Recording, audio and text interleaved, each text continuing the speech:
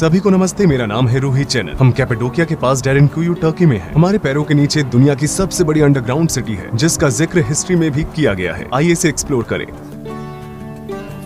1960 के दशक की शुरुआत में एक आदमी अपने घर को रेनोवेट कर रहा था। जब उसने अपने घर की दीवार को तोड़ा तो उसने देखा कि ये रास्ता एक रहस्यमय कमरे की ओर जाता है और उसके बाद उसने सुरंगें भी देखी। फिर उसने अपने हाथ में टॉर्च पकड़ी और छानबीन करना शुरू किया। छानबीन करने के दौरान उसे समझ आया कि ये सुरंगें और भी आगे जाती हैं। उसे ये नहीं पता था कि ये जगह दुनिया की सबसे बड़ी अंडरग्राउंड सिटी है। यहाँ पे रहने की जगह है, सप्लाई रूम्स हैं, बेशक जानवर भी हैं। इसलिए यहाँ अस्तबल, मिशनरी स्कूल, एक चर्च, व्हाइट हाउस और एक बड़ा सा कब्रिस्तान भी है। तो सवाल ये उठता है कि ये लोग सांस कैसे लेते हैं। यहाँ पर इस तरह की वेंटिलेशन स्पेस है, लेकिन इसे रेस्टोरेशन के दौरान बंद कर दिया गया था। एक शेल्टर इधर, एक उधर। ऐसा कहा जाता है कि इस अंडरग्राउंड सिटी में एक साथ 20,000 लोग रह सकते हैं। और ये किचन एरिया, ये जो आप देख रहे हैं, उसे तंदूरी कहा जाता है। एक पारंपरिक अनातोलियन फ्लोर फर्नेस। वे यहाँ अपनी रोटी चिपकाते थे और अपना मांस पकाते थे। यहाँ पर 2 कड़ाही भी हैं। बेशक यहाँ एक चिमनी है जिसकी मदद से धुआं बाहर निकलता है, वो चिमनी है। आप ऊपर देख रहे हैं, ऊपर आप धुएं के धब्बे देख सकते हैं। लोग रात में खाना बनाया करते थे ताकि उन पर किसी का भी ध्यान न जाए। जाहिर सी बात है कि रात में धुआं दिखाई नहीं देता है। हर एक परिवार के पास अपना खुद का किचन नहीं था। वे सभी इस कॉमन एरिया का इस्तेमाल करते थे। इन हॉलों में, जैसा कि आप देख सकते हैं, वे अपना खाना रखते थे, जैसे कि जौ या गेहूं। AD 30 के बाद जब यीशु मसीह ने भविष्यवाणी की थी तो पहले तो ईसाई आसानी से अपने लिए कोई सुरक्षित जगह ढूंढ नहीं पाए। वे खतरे में थे। दूसरी सेंचुरी में ये ईसाई अंतक्य काइसेरिया आए और फिर यहाँ पर आए। बेशक वे अंडरग्राउंड होकर आक्रमणकारियों से छिपना जानते थे। ये मजबूत पत्थर जिन्हें आप देख रहे हैं, वे ज्वालामुखी से बने हुए हैं। अब ये बहुत सख्त हो गए हैं, क्योंकि ये जब हवा के कांटेक्ट में आते हैं तो ये सख्त हो जाते हैं। हालांकि अगर आप इस लेयर को खोदेंगे तो आप देखेंगे कि दूसरी, तीसरी या गहरी लेयर्स बहुत सॉफ्ट है। और इन पत्थरों को खोदकर उन्होंने यहाँ एक अंडरग्राउंड सिटी का निर्माण किया। ये 150 या 160 के दशक की बात है। यीशु के जन्म होने के बस कुछ ही समय बाद उनके कुछ दादा दादी ने शायद यीशु मसीह को देखा भी होगा। रोमन साम्राज्य आइडोलेटर्स थे और उस समय वे ईसाइयों को अपने साथ नहीं रखना चाहते थे। उस समय साम्राज्य उनके प्रति बहुत क्रूर था, इसलिए फिर इन ईसाइयों ने अंडरग्राउंड होकर अपने धर्म की रक्षा की। हो सकता है कि अगर ये ईसाई यहाँ नहीं छिपते तो शायद आज ईसाई धर्म नहीं होता। इस रहस्यमयी अंडरग्राउंड सिटी में इंसानों के जीवित रहने के लिए जिस भी चीज की जरूरत थी वो यहाँ पहले से ही मौजूद थी। लेकिन यहाँ गहराई में क्या है?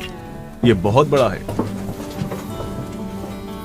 यहाँ भी एक वेंटिलेशन हॉल है, लेकिन रेनोवेट करने के दौरान इसे बंद कर दिया गया था। वास्तव में ऐसी कई सारी अंडरग्राउंड सिटी हैं जिनमें लोग छुप छुप कर रहते थे। कहा जाता है कि इस एरिया में लगभग 150 से लेकर 200 अंडरग्राउंड सिटी हैं। अब यहाँ एक और अंडरग्राउंड सिटी है, कायमाकली अंडरग्राउंड सिटी। हम इस समय डेरेनकुयू में है। ऐसा कहा जाता है कि ये दोनों अंडरग्राउंड सिटी एक दूसरे के साथ जुड़ी हुई है। ये 4.2 मील या 7 किलोमीटर की सुरंग सीधे कायमकली से जुड़ी हुई है। इन सुरंगों के जरिए अंडरग्राउंड सिटीज एक दूसरे से जुड़ी हुई है। अनातोलिया के नीचे कई सारे शहर है। ये पत्थर जो आप देख रहे हैं, उसका इस्तेमाल सुरंग को बंद करने के लिए किया जाता है जब स्थिति ठीक नहीं होती है, ताकि दुश्मन के सैनिक यहाँ से आगे नहीं बढ़ सके। मैं इन पत्थरों के बारे में बाद में बात करूंगा। चलिए आगे बढ़ते हैं। हम बेशक ऐसी जगहों पर जाना चाहते हैं जहाँ आम लोग जाने में आलस करते हैं। हम जितनी ज्यादा जगहें देखेंगे उतनी ही ज्यादा चीजें हम सीखते हैं। यहाँ पर बहुत सर्दी है। यहाँ का तापमान लगभग 20 डिग्री सेल्सियस है। यहाँ गर्मियों में सर्दी होती है और सर्दियों में गर्मी होती है। जरा सोचिए, उस दौरान दूसरी या तीसरी सदी में लोग यहाँ रहते थे। बेशक अब हम फ्लैशलाइट का इस्तेमाल करते हैं, लेकिन उनके पास फ्लैशलाइट नहीं हुआ करती थी और वे सिर्फ अंधेरे में मोमबत्तियों के जरिए अपना रास्ता तय करते थे। उस समय की स्थिति के बारे में सोचे। कई दिनों और हफ्तों तक लोग इसी चिंता में रहते थे कि कहीं दुश्मन न आ जाए। और हम यहाँ नीचे थोड़ा सा क्लॉस्ट्रोफोबिक महसूस कर रहे हैं। आइए देखते हैं कि ये रास्ता कहाँ तक जाता है। चलिए इसे फिल्म करते हैं। ये रहा मेरा कैमरा। मैं इसे इस तरह शूट करूंगा। बेशक ये बंद था। ये कायमाकली जाने वाली 4.3 मील की सुरंग का रास्ता था। चलिए मैं आपको दिखाता हूँ कि यहाँ पर हवा इतनी साफ क्यों है। 180 फीट या 55 मीटर की हवादार चिमनी जो बाहर से जुड़ी हुई है, उसके नीचे पानी का कुआं हुआ करता था। क्योंकि ये ऑक्सीजन लेने का साधन था, इसलिए लगभग इसके चारों ओर सारे कमरे बनाए गए थे। यहाँ पर रह रहे लोग इस जगह पर पानी पीने और ताजी हवा लेने आते थे। दुश्मन किसी एक वेंटिलेशन पॉइंट को बंद न कर दे, इसलिए 10 से भी ज्यादा वेंटिलेशन वाली चिमनियां बनाई गई थी। अंडरग्राउंड सिटी की गहराई लगभग 280 फीट या 85 मीटर है। मॉडर्न बिल्डिंग्स में एक सामान्य रहने की जगह 2.5 मीटर होती है और रहने की जगहों के बीच की दीवारों की थिकनेस 1.5 मीटर होती है। अगर आप हर एक मंजिल की कुल ऊंचाई को 5 मीटर मानेंगे तो आप इस जगह को 17 मंजिल के बिल्डिंग के रूप में सोच सकते हैं, जिसे अंडरग्राउंड बनाया गया था। क्योंकि यहाँ की मंजिलों के बीच पत्थरों की थिकनेस बहुत ज्यादा है, इसलिए 85 मीटर में सिर्फ 8 मंजिल ही है। यहाँ जानबूझकर सुरंगों को पतला बनाया गया है ताकि दुश्मन यहाँ से गुजर न सके। मेरा मतलब है कि कोई भी सैनिक हथियार लेकर इसे आसानी से पार नहीं कर सकता है।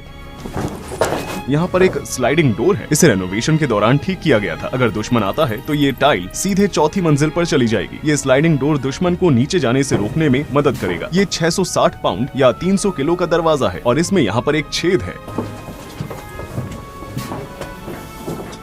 अब सुरंग की ऊंचाई लगभग 8 फीट या 2.5 मीटर है, लेकिन आप देखेंगे कि ये और भी छोटी होती जाएगी। हम चौथे फ्लोर पर जा रहे हैं, यहाँ पहुँच गए। बात करने के लिए यहाँ पर एक छेद है। फ्लोर्स के बीच 10 इंच या 25 सेंटीमीटर डायमीटर वाले कम्युनिकेशन होल्स होते हैं। मेरे ख्याल से ये दूसरे फ्लोर तक जाता है। अगर आप कुछ कहते हैं तो ऊपर वाले फ्लोर्स पर रहने वाले लोग आपको सुन पाएंगे।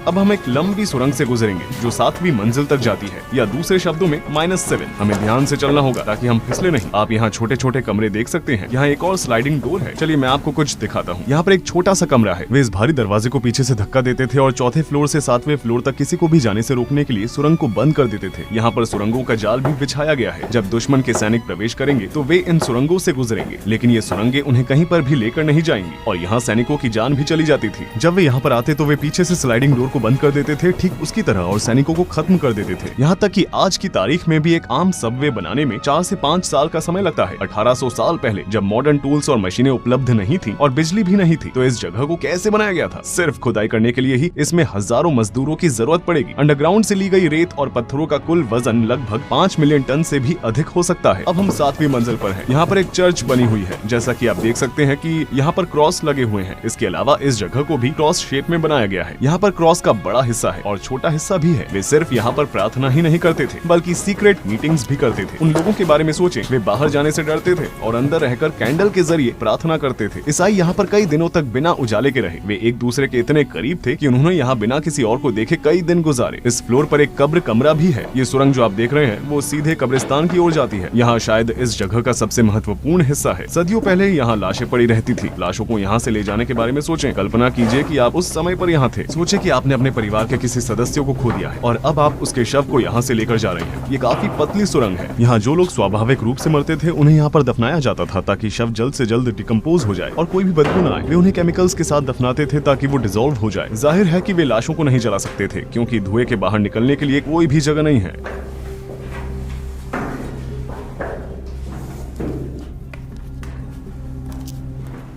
लगता है कि ये रास्ता कहीं जाता है, लेकिन ये कहीं नहीं जाता। ये बंद है। शायद यहाँ पर वो केमिकल्स और टूल्स रखे जाते थे जिसकी मदद से शवों को डिकम्पोज किया जाता था।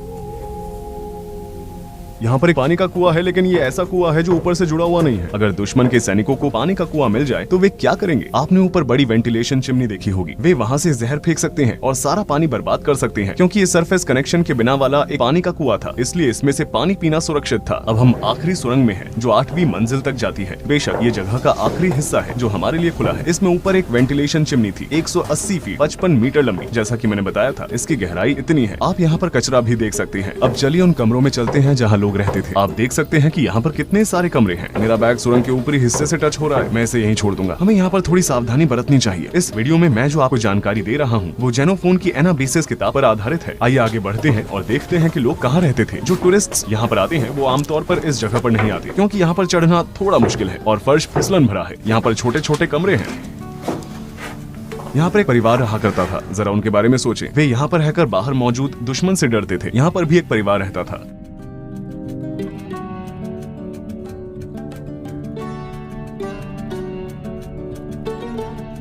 यहाँ एक और छोटी सुरंग है। ये कहाँ जाती है?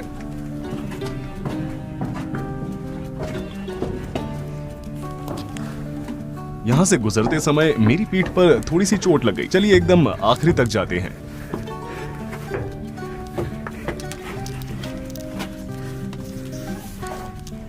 ये बंद है। चलिए नीचे चलते हैं।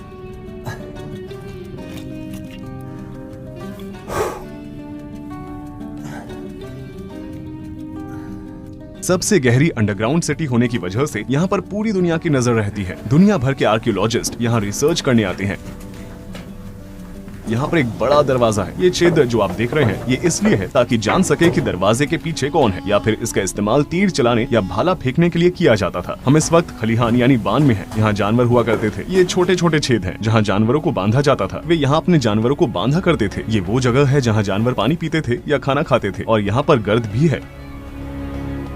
जानवरों को पहली मंजिल पर शायद इसलिए रखा जाता था क्योंकि उन्हें निचली मंजिलों तक ले जाना मुश्किल था। आपने सुरंगें देखी हैं? जानवरों का उनमें से गुजरना नामुमकिन था। उनकी बदबू का टॉप फ्लोर से जाना आसान होगा। ये वो जगह है जहाँ लोग शराब बनाया करते थे। वे अंगूरों को यहाँ पर रखते थे। जैसा कि आप देख सकते हैं, यहाँ पर ड्रेनिंग होल्स हैं। इसी ड्रेनिंग होल से गुजरकर अंगूर इस जगह पर इकट्ठा होते थे। यहाँ पर शराब की बड़ी बड़ी बोतलों को रखा जाता था। वहाँ भी होल्स हैं। यहाँ पर लोग अंगूरों को स्मैश करते थे। अंगूर के रस को इकट्ठा करने के लिए ये एक और जगह है। इस तरह शराब बनाई जाती थी। अब हम मिशनरी स्कूल की ओर जा रहे हैं। वो हमारा आखिरी स्टॉप होगा, बल्कि वो इस स्ट्रक्चर के सबसे महत्वपूर्ण भागों में से एक है। मिशनरी स्कूल में आपका स्वागत है। ये नहाने की जगह है। ईसाइयों का मानना है कि बच्चे पापी पैदा होते हैं, इसलिए वे उन्हें बैप्टिस्ट पूल में नहलाकर उन्हें साफ करते थे और उसके बाद ही बच्चे असलियत में ईसाई बनते थे। जिन लोगों को ईसाई धर्म में बदला जाता था, उन्हें भी यहाँ नहलाया जाता था। ये बहुत ही दिलचस्प जगह है। आप इन आर्चीज के साथ साथ छत की दीवार पर बना हुआ स्ट्रक्चर देख सकते हैं। वे मिलकर एक दीवार बनाते हैं। उस समय में इस तरह का आर्किटेक्चर बनाना बहुत बड़ी बात थी। विद्यार्थी यहाँ बैठा करते थे। शायद ये एक टेबल थी जिसका इस्तेमाल वे पढ़ते समय करते थे। ये वो वाली सीढ़ियाँ चढ़कर पढ़ाते थे। यहाँ वे लेक्चर्स दिया करते थे। इस मिशनरी स्कूल में पढ़े लिखे लोग बाहरी दुनिया में ईसाई धर्म फैलाने की कोशिश कर रहे थे। यहाँ स्टडी रूम्स भी हैं। छात्र शायद यहाँ पर अपनी क्लासेस किया करते थे। आप जिन स्थानों को देख रहे हैं, वहाँ पर जाने के लिए स्पेशल परमिट लेना पड़ता है। केवल 10% ही जा सकते हैं। कुछ अन्य भागों में रिसर्च जारी है और प्रवेश की अनुमति नहीं है। कायसेरी, नीदा और नवे शहर के ट्रायंगल में कम से कम 2 फ्लोर्स वाली 200 से भी ज्यादा अंडरग्राउंड सिटीज हैं। इनमें से कुछ सिटीज मीलों तक चलने वाली सुरंगों से आपस में जुड़ी हुई हैं। आपको ये बात भूलनी नहीं चाहिए कि इन शहरों का इस्तेमाल केवल सुरक्षा के लिए किया जाता था। लोग इन शहरों में वर्षों तक नहीं रहे हैं। वे अपने धर्म की रक्षा के लिए सिर्फ कुछ समय के लिए इनमें रहे हैं। इतिहास और संस्कृति को सर्वोत्तम रूप से देखने के लिए ये बहुत ज्यादा जरूरी है कि हम ऐसे स्थानों को हमेशा बनाए रखें। वीडियो देखने के लिए धन्यवाद। रूही चैनल यहाँ पर था।